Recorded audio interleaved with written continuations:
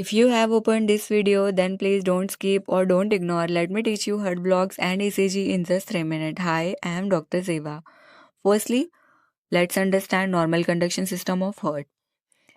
SA node, which is also called as pacemaker of heart, is located in right atria. SA node से impulses generate होते हैं and then ये atria और AV node को transfer होते हैं. Then AV node से bundle of his, 2 bundle of branches, 2 Purkinje fiber and then to the ventricles. This is the normal conduction system of heart. Now, let's head towards sinoatrial block. SA block में impulses SA node के जरिए generate हो जाते हैं but ये both of the atria को conduct करने में डिले या इंटरप्ट होते हैं. सो ECG findings will be gradually increasing in PR interval until QRS complex drop and absence of PQRST complex intermittently. Okay. ये पीरियोडिकली रेगुलर और इरेगुलर इंटरवल पर हो सकता है. First degree heart block. SA node से जो इम्पल्सेस जनरेट होते हैं वो AV नोड तक रीच होने में डिले होता है. So ECG changes will be like PR prolongation रहेगा मोर देन 5 mm का. Because we know PR interval और PR सेगमेंट शो करता है यही एक्शन को, तो PR सेगमेंट में ही चेंजेस मिलेंगे फर्स्ट डिग्री हार्ट ब्लॉक के. Then second degree heart block. Second degree heart block में जो SA नोड के थ्रू इम्पल्सेस जनरेट होते हैं वो AV नोड को पार्शियली ही ट्रांसफर होते हैं. Okay.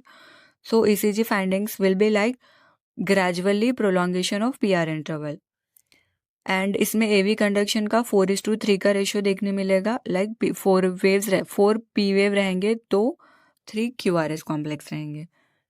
Then Mobitz type 2 heart block. इसमें बंडल ऑफ हिस और इसके ब्रांचेस में ब्लॉकेज रहेगा. ECG finding will be like number of P waves QRS complex से ज़्यादा रहेंगे. PR डिस्टेंस कांस्टेंट रहेगा for all the conducted beats. मतलब जितने भी बीट्स प्रॉपरली कंडक्ट हो रही है उसमें PR डिस्टेंस कांस्टेंट रहेगा हर बीट में. That's it.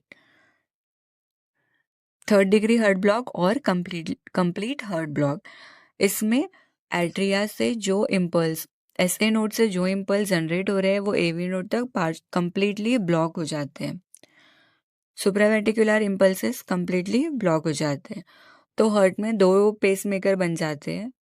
One pacemaker will control atrial contraction और impulsation and second one will be controlling ventricular pulsation.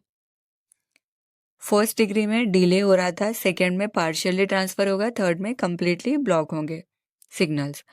ECG changes for third degree will be like atrial rate ज़्यादा रहेगा ventricular rate से, means P wave will be more than QRS complex.